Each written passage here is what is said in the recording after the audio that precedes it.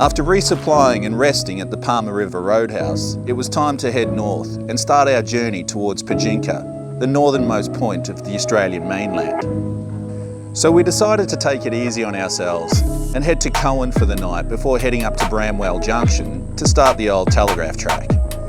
Cowan is a great little town. The food, the people and the beer were all very welcome sights.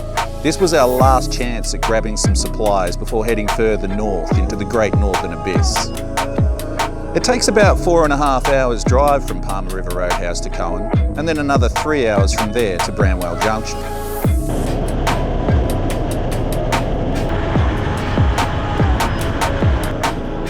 Well guys, we're on the PDR heading north to Bramwell Junction, and what you'll find as a feature on this road is lots of sealed sections but lots of nasty unsealed sections with heavy corrugations, rattling all the parts free on your car. It's horrible. Now what I've had to do in the past to adjust the shocks is get out of the vehicle, get underneath it and turn those shocks to a softer position. But now in the Black Knight I've got the new Superior Engineering electric shocks. All I have to do is reach over here to the cab and wind these down to 0. As you can see there, I've got a control, bam, she's down. Let's see how they look. And that makes a massive difference to me.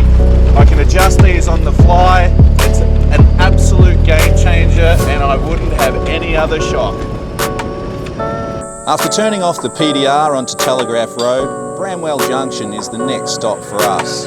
We'll definitely need a break before starting the OTT.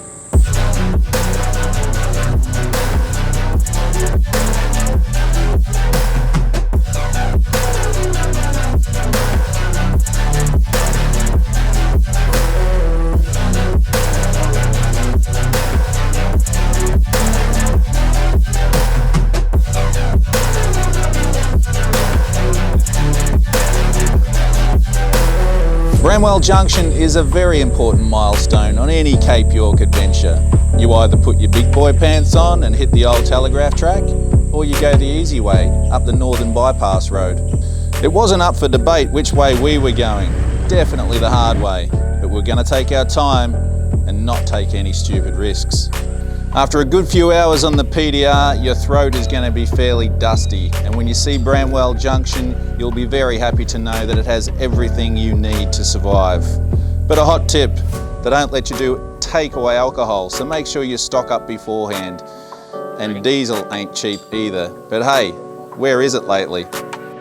So after travelling further north on our journey, we've arrived at the famous Old Telegraph Track. This is a four-wheel driver's paradise, and it's a rite of passage for any serious four-wheel driver who wants to make it to the tip. So the Old Telegraph Track was first built in 1885 as a means for the workmen to service the lines all the way to the tip. It was decommissioned in 1987 when the Peninsula Development Road was created, and today it provides a great opportunity for four-wheel drivers to have a fun, exciting and challenging trip to the tip. After a good feed, we were ready to get started on the Old Telegraph Track, and we were pumped to get some runs on the board before sunset. We set off from Bramwell Junction about 2 p.m, and we didn't know how far we'd get, but we definitely knew that we're going to have to camp on the track tonight and probably tomorrow night too.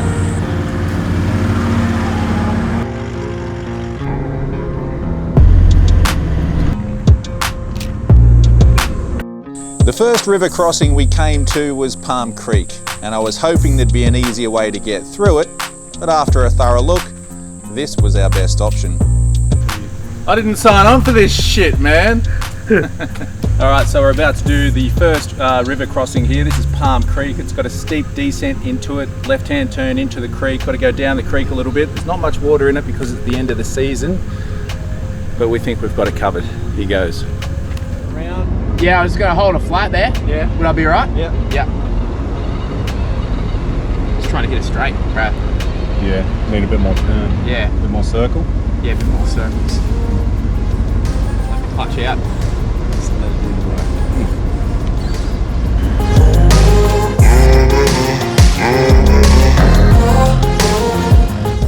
Yeah, gotcha. The fraction of left hand.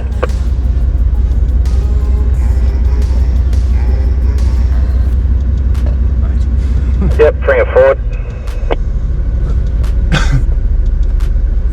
The descent into Palm Creek is a little bit sketchy, but we had no problems making our way through. Checking the line is an absolute must. One can't get lazy or complacent here, or this track will literally bite you on the arse. We could tell we'd definitely come at the end of the season, as the track was very carved out. There was plenty of mud, of course, but hey, that's why we come here, right?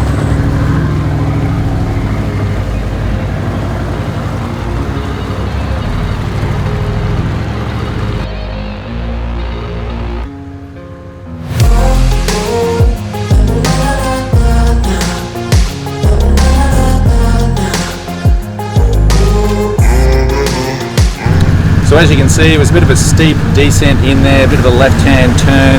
The Maxxis Taupedo tyres come into their own in this mud, so it's great to have that traction to get out and get on our way. So brilliant driving there by the lads. We've been very lucky not to have the rain set in. The track was very slippery even without it. I can't imagine how this place would look in the actual wet season.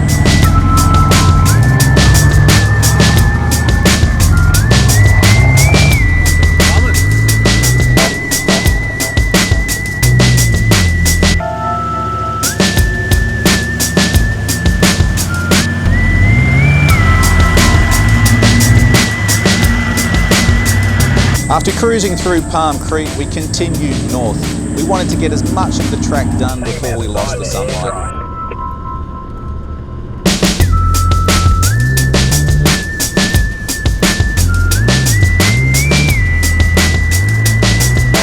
The next river crossing was Juicy, which was an absolute breeze. The OTT thus far has been all but deserted. Coming in the off-season definitely has its pros. Less pressure means more time to think things through, which ultimately led to a much less riskier experience and more fun for us.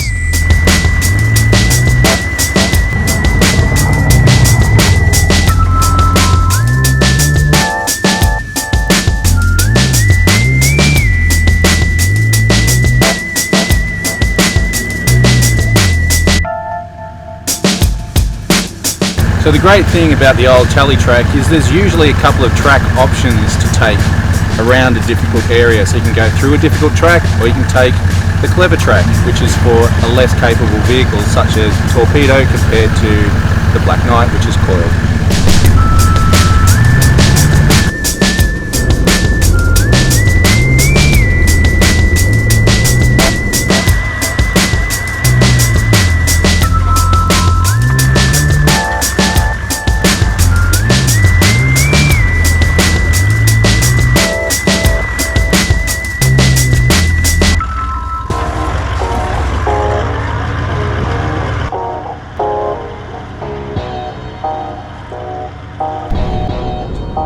After making our way past Alice Creek, we were starting to get pretty hangry and tired, so we decided to make camp on the side of the track and put ourselves in a good position to start the track nice and fresh tomorrow.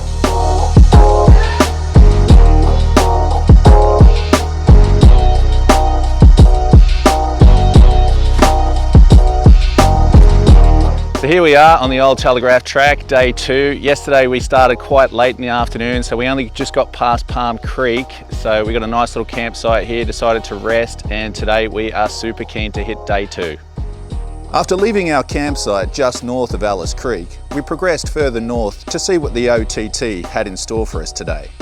We actually had no idea how far we would get, but we knew we were in for a big one.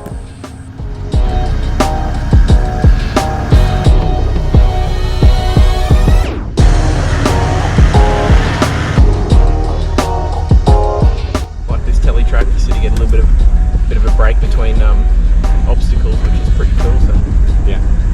But it's nice, it's a beautiful track too, even just to look at. yeah, I've been watching people drive this track for most of your adult life. How do you feel being here now? man, it is epic. I think it's on definitely on everyone's bucket list, and if it's not, get it on there. Yeah, I really couldn't think of any other where I'd rather be right now, man. It's unreal to have the opportunity to do something like this. So It's an amazing place. it's you know, when anyone buys a four-wheel drive, I think it's on everyone's bucket list to get up here and conquer the telly track. So Yeah, definitely. to be able to do it late in the season, you know, we haven't had many people around, which is just about had the place to ourselves. So it's been unreal.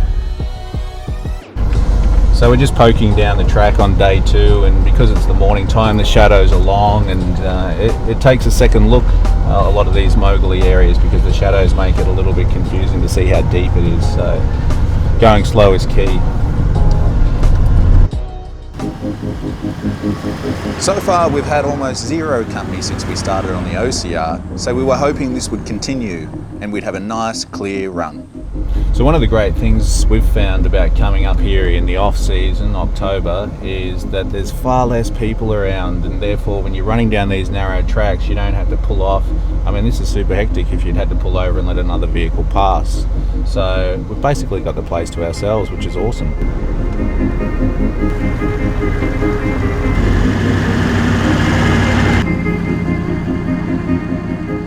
The Old Telly track takes a nice straight trajectory north to the tip. While it looks pretty straightforward on the map, anyone who knows the OTT knows it's OTT. So you have to keep your eyes peeled and be very patient. So one of the features of the southern end of the Old Telegraph Track is long sections of straight track to the next river crossing or next main obstacle. What you'll find on those little tracks is that they're not that easy either. A lot of them are off camber. So what I'm finding really helpful in these situations is the Maxxis Trepidors, which has an aggressive sidewall for grip. Comes in really handy on these tracks. I really can't stress how important it is to get out of the vehicle and take a closer look at the track. Things look different from inside the cab. Might seem a little bit gnarly or, you know, risky, but you get out there, you look at your lines and you get a different take on things, and you'll feel far more confident sending it on through. The climate in this part of Australia is constantly changing. It has a wet season and a dry season. I remember coming through here a few years ago and the water was up quite a bit higher. We came through there and boosted out over that way. But this year, quite a bit lower, which is fine by me, less risk.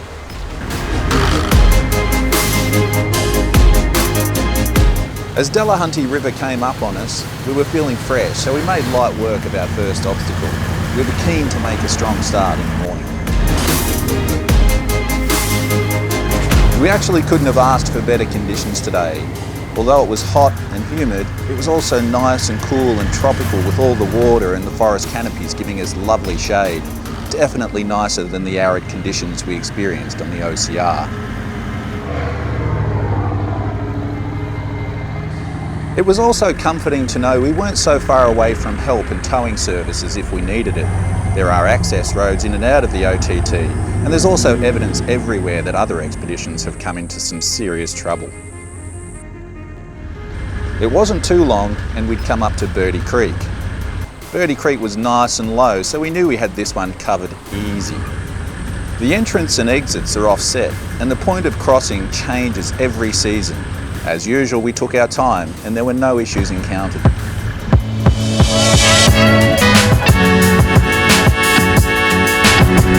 Since the beginning of this journey, and even in preparation for it, I've had a thought in the back of my head. What am I going to do when I get to Gunshot Creek? Last time I was there was a chicken track, or what I like to call a clever man's track, to get around any danger. We'll definitely take that option if it's available. There's no point jeopardising the vehicles or our safety.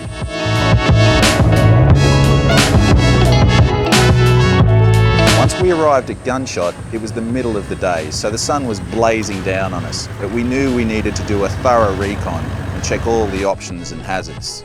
So we decided to go for a thorough walk around the area and select the route that we thought was going to cause the least amount of damage to our vehicles if something were to go wrong. Ultimately, we employed the old measure twice, cut once approach. At the end of the season, this place is carved out big time, and you can see everywhere the evidence of fun 4x4 adventure that has been had here. This year our goal was to have as little impact on our surroundings and our vehicles. Fingers were crossed. The hardcore entrance of Gunshot, which I'm sure you're all familiar with, was way too hectic. and would definitely have caused damage to our vehicles, so that wasn't an option. So if there's one creek crossing on the Old Telegraph Track which will strike fear into the heart of any experienced four-wheel driver, it's Gunshot. This track has a reputation that precedes itself. We've all seen the images on Instagram and YouTube of vehicles just sending it over here in a Hail Mary fashion and slamming it into the bottom there, bringing in on any sort of vehicular damage or whatnot. Sure, it's great to say you've done it, but there are other options around here. In fact, there's about 6 other options. Now, when we rocked up here, we took a good walk around the area and we've chosen what we think is the least stupid track. Unfortunately for us, the clever track we were looking for did not exist this year, and it was now a matter of finding the best bad option. We narrowed it down to 2 spots at the western end of the creek. We proceeded over to take a second look before the inevitable crossing occurred. We decided to take the line that gave the easiest entrance and exit line, as there was less chance of getting stuck that way or something bad happening to the vehicles. As usual, I was definitely going to take photos for this one. That meant Sam was going to have to drive both vehicles. As you could imagine, these times are pretty stressful for me, and I just need to trust in good planning and Sam's skills behind the wheel. After checking over everything a twice and a third time, it was time to just send it. So we've just measured the width of the vehicle using my scarf thing and also the width of this track down into Gunshot. We've got plenty of room width-wise. Certainly standing in the base of it, it was probably about this much mud. So I think we're going to spud it in to a degree, and we're going to have the winch ready, which Mitch has got there now. And then we'll take it to a tree over there if we need to. Yeah, but How does it compare to the left passenger side wheel there, Sam?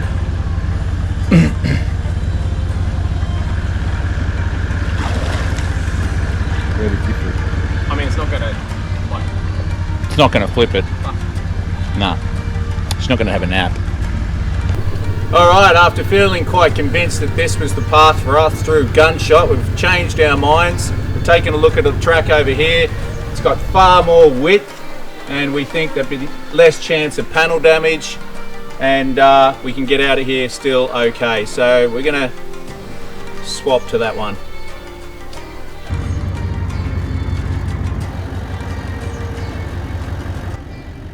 How you feeling, Sammy? You alright? You all set? I think we're all set here. Good man, alright, I'm going to get you to slowly come up.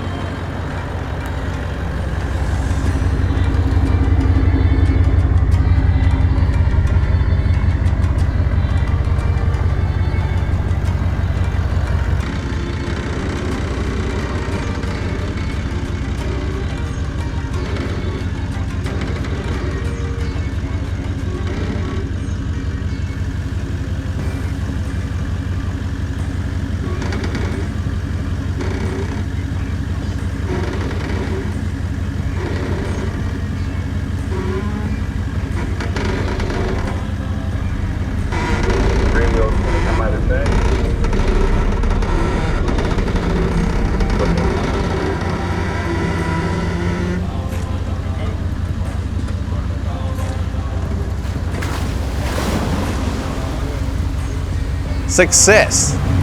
The Black Knight was now safely through Gunshot Creek. Great work, mate, great work.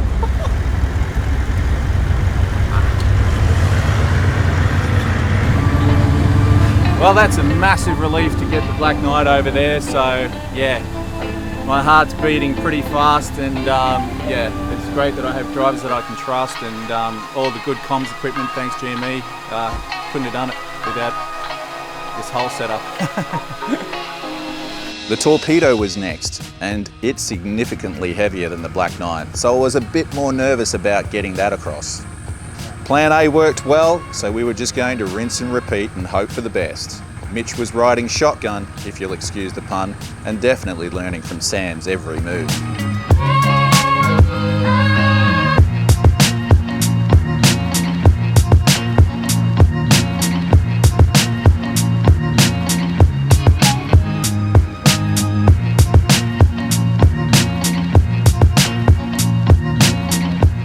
Having done it once already, Sam was confident with his line and quick to deliver the desert night to the safety of Gunshot Creek. Woo! Nice one, brother. Oh, that was good. Good work, Jimmy.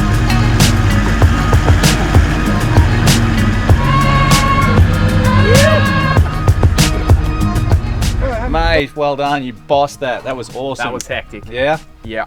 Cheers, man. Very cool. You know, just want to talk to you about a couple of things I noticed. What did you think of the turning circle up the top? We had a bit of a tight entrance to the track. You Sure drove did. the 76 first and then the 78. What are your thoughts on the differences there? Yeah, obviously the 76 with the shorter wheelbase, much easier to get in position. Yeah, The, right. Desert Also a Night better took turning circle in the Yeah, 76. Exactly, yeah. Yeah. That one took a little bit more to get in the spot, but Yeah, I think it was definitely worth doing that.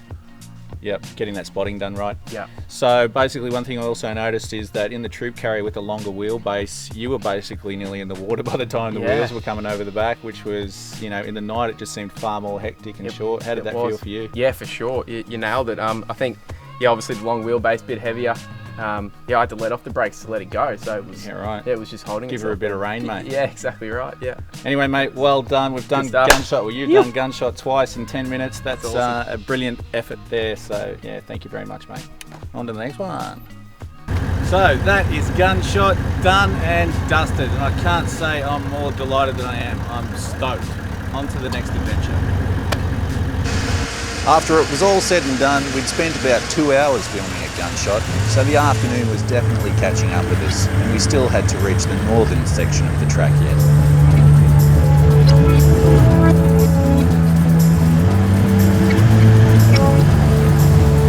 As the biggest and most notorious obstacle on the Old Telegraph Track, it's easy to become hyper-focused on Gunshot.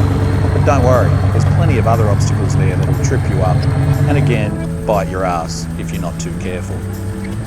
At this stage we still had Cockatoo Creek, Sheldon Lagoon and Sailor Creek crossing to contend with on the southern side of the track, and the entire northern side also remained. We decided we were just going to plough through until we either got too tired or the sun went down. Probably in So as you can imagine, we weren't going to count our chickens too early, but we were definitely glad that Gunshot was now behind us. It's amazing how quickly the landscape can change out here. One minute you're on red clay with dirt and tall trees, and the next second it's changed to bushes and sand. It's unreal.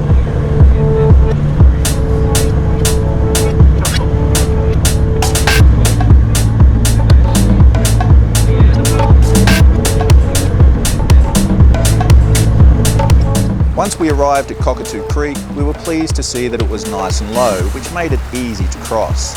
It also provided a good place for us to cool down after Gunshot literally cooked our brains.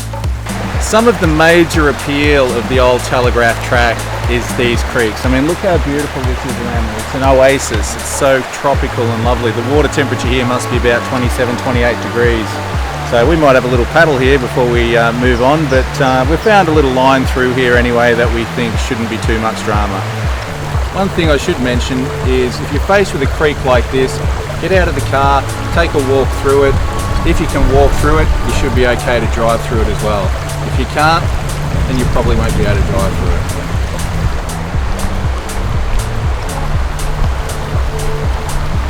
On this occasion, it was good to have a nice easy one. We'll take them whenever we can get them.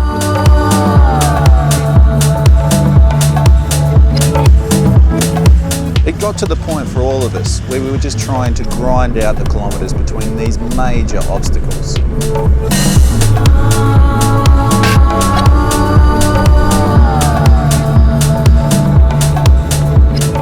If we thought Cockatoo Creek was easy, that was nothing compared to Sheldon Lagoon. The water wasn't even covering the road, so we were able to cruise on by. Sailors Creek crossing was a bit more technical, but we had no issue getting through there either. The time of year was making for easier travelling for us.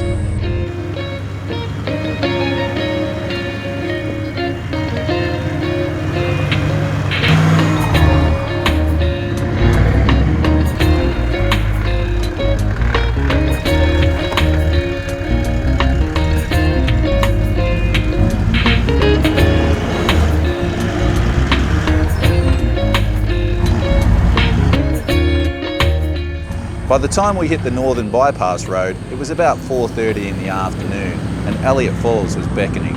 We decided to make Eliot Falls our camp for the night. So on the northern end of the Old Tally track, it unites with Bamaga Road, and when it does that, it is quite smooth and graded, really nice road to drive on. But then it diverts again and you'll see a turn off to Fruitbat Falls. We haven't taken that one. We're heading to Eliot Falls and we'll probably have a camp and a swim because I'm feeling pretty dusty and stinky. Eliot Falls has excellent camping facilities and plenty of space in the off-season. More importantly, it has amazing waterfalls.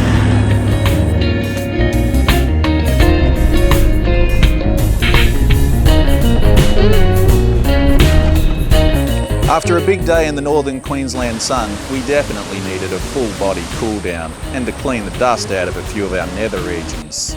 A great swim, some good food, some rest is what we all needed after an epic day on the Old Telegraph Track. It was so good to relax and recount the triumphs of the day and speculate on what might be ahead of us.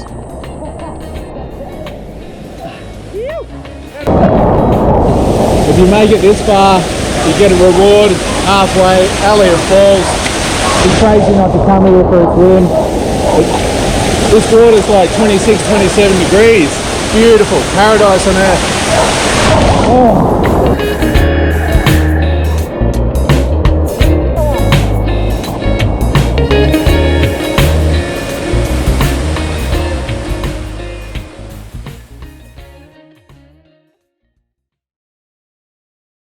We hadn't had much downtime on the trip so far, so the next morning we took advantage of our beautiful location and eased into the day, getting ready slowly, but mostly chilling out. We all agreed that Eliot Falls was by far the nicest place we'd camped so far. We were in no rush to leave this morning, so we packed a lot of relaxing into just a few hours.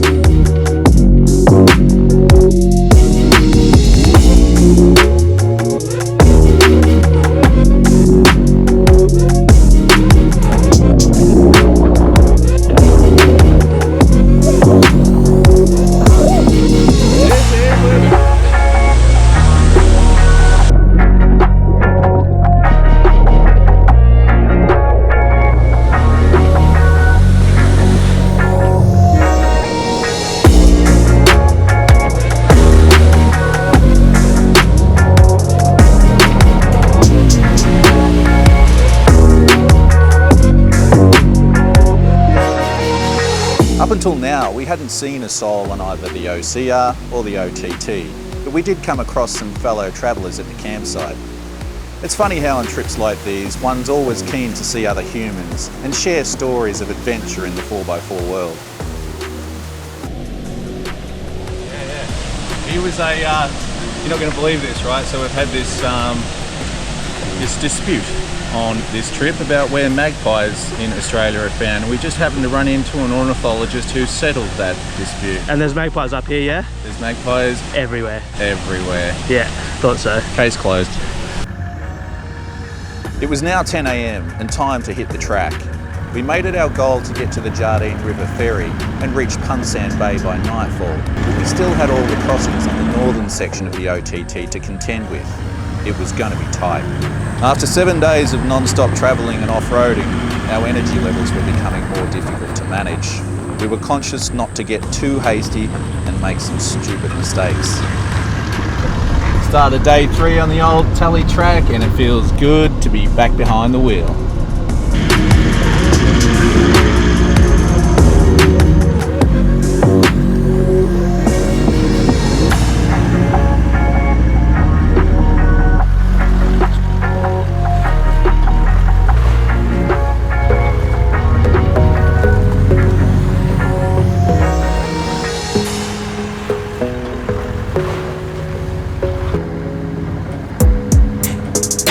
Canal Creek was another easy crossing. I'm sure it isn't always that way, although we still managed to crash a 4-ton Land Cruiser into a 1.5 kilogram drone and do no damage.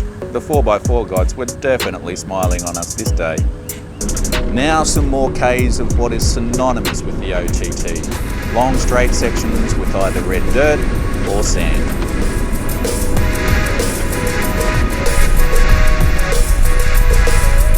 Sam Creek was next on the agenda, and Sam was pretty happy with that.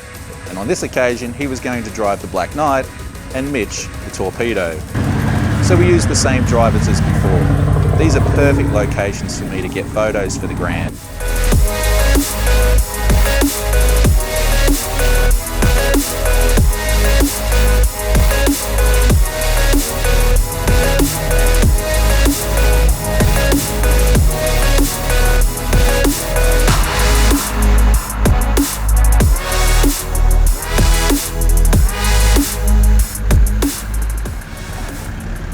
The step down into Sam Creek is pretty steep. The Black Knight has a 4-inch lift, so it cleared it no problems. The Taupedo, however, only has a 3-inch lift, and we scraped the rear bar on the entrance as a result.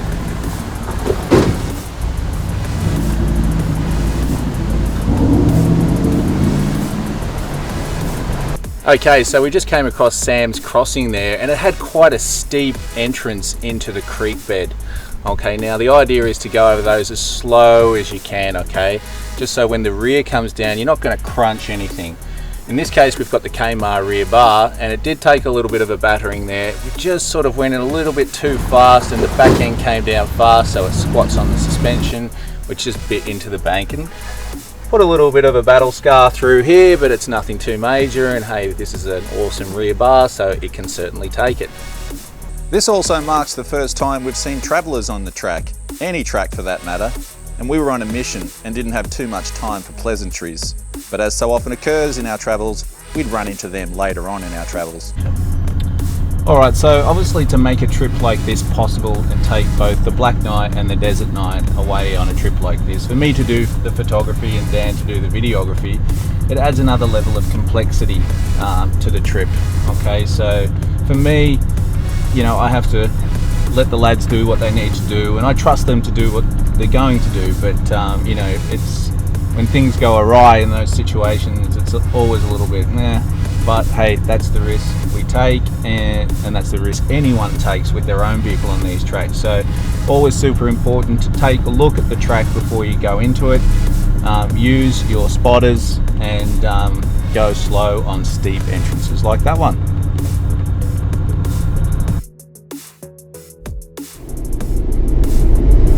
So Mitch, how do you feel about that little crossing at Sam's Creek there? Not great, eh? I think I got off pretty low. New day, you know, been driving for a bit, well, a bit over a week now. I was getting a little bit overconfident. Maybe not overconfident's the word, but lacked a little bit of a warm-up and skipped a few of the essential steps of crossing an obstacle. So yeah, came into a blind obstacle, didn't take a look, didn't communicate properly with the boys, headed it way too hard, dropped down, little tail tap on the rear bar. Thankfully the Kmart bar is tough as. Were you off the clutch the whole time through that? I was off the clutch the whole time, and I guess, yeah. Again, with the warm-ups and all, like warming up on easier things, I think, you know, I might have driven it a bit better. Yep. It was starting to look busy on the OTT. We saw our second sighting of humans, a motorbike touring squad. The good thing about them is they travel quick and they're easy to get around. We meandered our way through the labyrinth of Mistake Creek, which looked pretty messy, so we took our time and investigated all of the options. So we're going to have to come down this one here, which is a little bit mogully at the top. Down here it's a little bit steep again, so on the brakes we learned our lesson at Sam's Crossing. I blame Sam. And then there's another little rocky drop off here. Might be a 3-point turn to get out that way. But yeah, I'd rather be coming down that than up it. I just looked up the name, and I think this one's called Mistake Creek, so fingers crossed. Had our 3 mistakes this morning. Fingers crossed there's no mistakeages. Had our mistakes this morning. This is going to be smooth.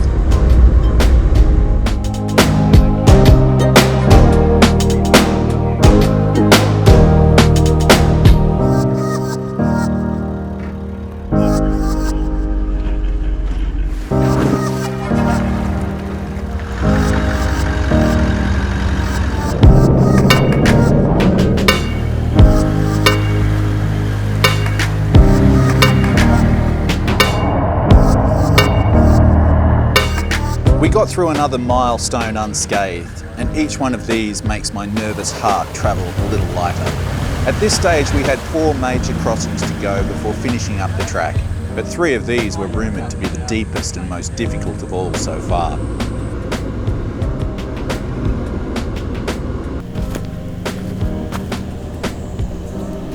It's a Nissan. That is on the left side there, Sam. It's a little bit deeper, isn't it? First up was the ominously named Cannibal Creek, and this place looked amazing and treacherous at the same time. The water around here was absolutely unreal.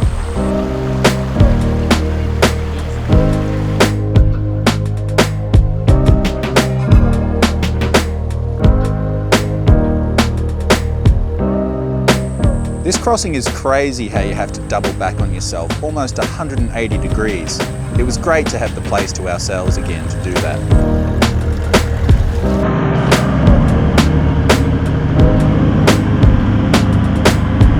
This one probably looks worse than it is.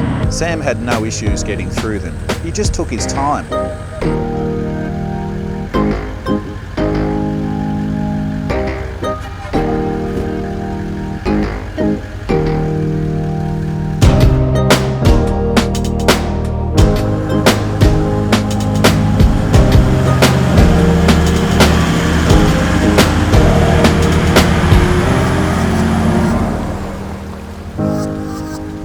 Alright, so this creek is called the Cannibal. Don't let that fool you though, it's not so bad. It's a bit sketchy on the entrance there, but we think it's the most beautiful creek crossing on the OTT.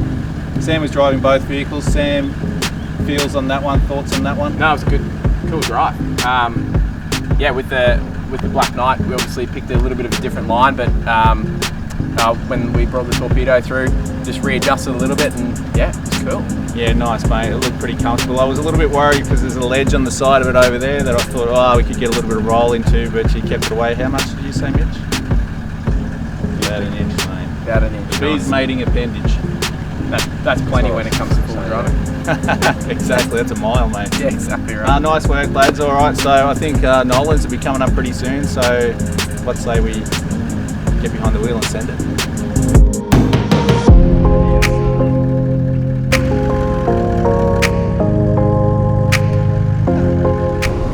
So one of the things I've noticed about doing the tally track this year in 2022 compared to 2018 is that how different the tracks look. And I imagine that's a year after year case. The rains come through, they wash tracks out even more, and different routes need to be taken. Some of these tracks and crossings just look completely unrecognisable from when I did this back in 2018. And I guess that's some of the appeal of getting up here first of the season. It's like a new adventure. It's like a new adventure playground. So, you know, I can understand why you'd want to be here first. The next crossing wasn't too difficult, but it was heaps of fun to photograph because it just looks so epic. One of the most iconic crossings on the Old Tally Track is this wooden bridge here. We see all the Instagram photos of people travelling across it, but you know what? Kudos to the guys who put this together. They've used their own time and equipment to construct this bridge to make it safe and enjoyable for all of us to cross over. So thanks guys, appreciate it.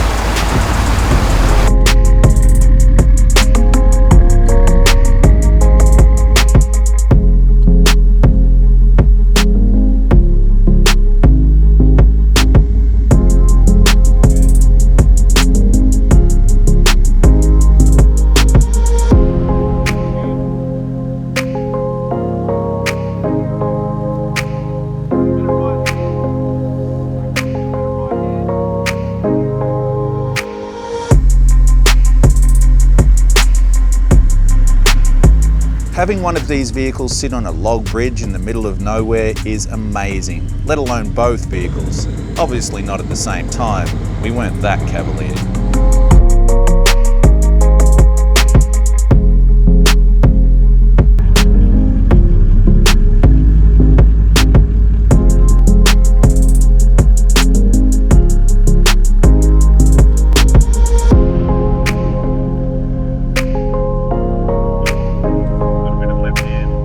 Cypress crossing really is a cool feather to have in the cap for any serious off-roader.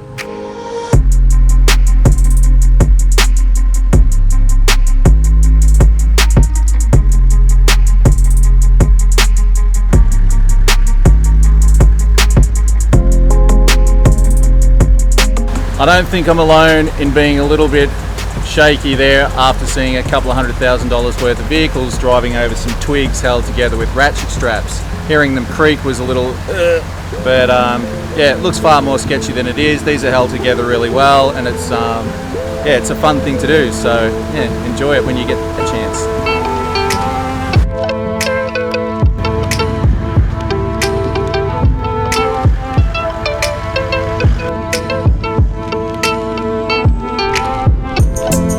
The landscape of the OTT is so unique and something really worth witnessing firsthand. Four-wheel drive Disneyland is what I'd call it. 2 more crossings on the Old Telegraph Track to go, but these were the deepest water crossings on the track, Logan's and Nolan's. But we had the big Superior lift and the big Maxxis Taupedo tyres, so we should be fine, but I was still super nervous. Coming up to Logan's is like stumbling across paradise. The water looked crystal clear, but also deep. We walked the line and made sure everything was safe. We also discussed proper procedure when crossing deep water, making sure to keep moving and keep a bow wave forming in front of the vehicles. Sam and Mitch both did a great job driving across both vehicles, and they took on very little water. I considered that they were on the other side of the river a great success. When you go through there, you obviously want to keep a nice bow wave in front of the vehicle, which sort of ploughs the water out of the way and keeps the back pressure happening in the exhaust too. On the first vehicle we saw that really well. Second vehicle, Mitch is still learning, but it slowed down a little bit as it came across and he couldn't quite hear the engine, so he'll know for next time just to have a bit more pressure to get across there. It was safe, it was level, and you know, giving it a bit of jandle was probably the way to go. Got a bit of water in it. She's a bit moist. Logan's was such a beautiful spot, and if we'd had more time we could have spent the afternoon there, but we didn't, so we had to move on quickly. That of course left one real obstacle that stood between us and the Jardine River Ferry, Nolan's Brook. We're on. We are on. Nolan's Brook. Nolan's Crossing. Where's it going? Here we go. How does my line look there? Go a little bit. Yeah, it actually looks pretty good. Probably a little bit to your right.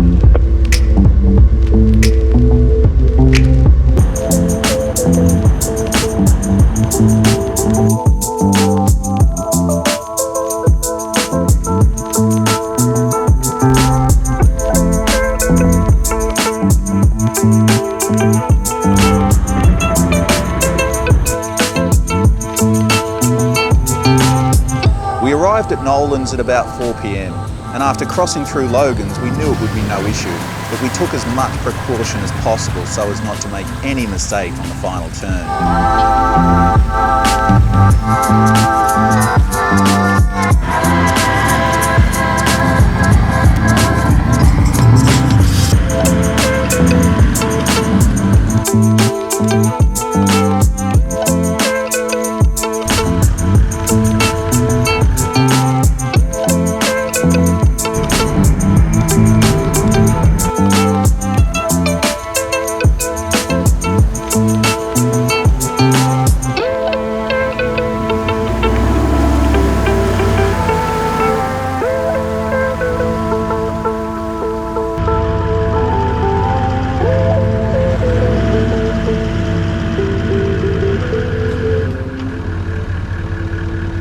Nolan's, it's infamous, and on this occasion not too hard at all. That was the water's low, it's a beautiful crossing, it's level, and yeah, it's really the last big one before you head on through to the tip. So we're pretty excited now, I have to say. Stoked actually. Okay, for those of you interested in doing the OTT, there's obviously a lot of things you need to do to prepare your vehicle. But if you own a V8 VDJ 76, 78 or 79, there's one mod that you must do before you tackle any of these muddy and high waterline tracks, and that is the alternator. Now the alternator in the position of stock in these vehicles is quite low, and that allows a lot of mud and water ingress to come in and affect the brushes, and they'll seize up. Now your big lift and your big tyres and all the other fancy bits on your vehicle aren't going to get you out of shit creek if you've got no alternator. So what you can do is you can get a rapid power, fully sealed, water cooled alternator, and it'll get you through and get you home, no dramas. We've got them in both of these vehicles and they are mint. First modification I'd make on either of these vehicles before you come to the Cape. So the other thing you should really consider if you want to buy one of these vehicles is upgrading the handbrake. Now Superior Engineering do a handbrake upgrade. It's cheap and easy to install and it will really save your butt. And on to the Jardine River Ferry. Booyah! The OTT was a real pleasure to complete in 2022 with hardly anyone on the track. We were not distracted by the usual peanut gallery giving us their opinion and mainly there to watch us fail. The weather and water levels in all the creeks had been ideal and super manageable. After crossing Nolans, it was a great chance for us to all reflect on the successful completion of all the difficult obstacles of the infamous OTT. But by the time we'd crossed and finished filming, it was 4:30 and there was a 40-minute drive to the Jardine River Ferry, so we hightailed it out of there. Both vehicles have been driven so well by the lads and they've come through the OCR and the OTT with no more than a bit of a scrape on the rear bar of the Taupedo. It was bound to happen at some point, but we were all so caught up in the excitement of finishing the track and missed the ferry turn off that Doglegs West. We actually ended up at the old 4x4 crossing, which definitely wasn't the number one option for us. As a result, we had to double back, which cost us about 40 minutes. So by the time we got to the ferry, we were 10 minutes past the 6 p.m. cut-off time, so we were forced to camp out the night and wait for the ferry in the morning. We all agreed that it wasn't an ideal situation, but we were tired and hungry and ready to have a camp anyway. We'd make our way to Punsan Bay tomorrow. No big deal. However, if we play our cards right, we still might make it to Pajinka tomorrow. Our strategy to take it slow and steady has paid dividends. Both vehicles are safe and sound, and so are we, so it doesn't matter that we didn't make the ferry. 10 minutes late though, Jesus.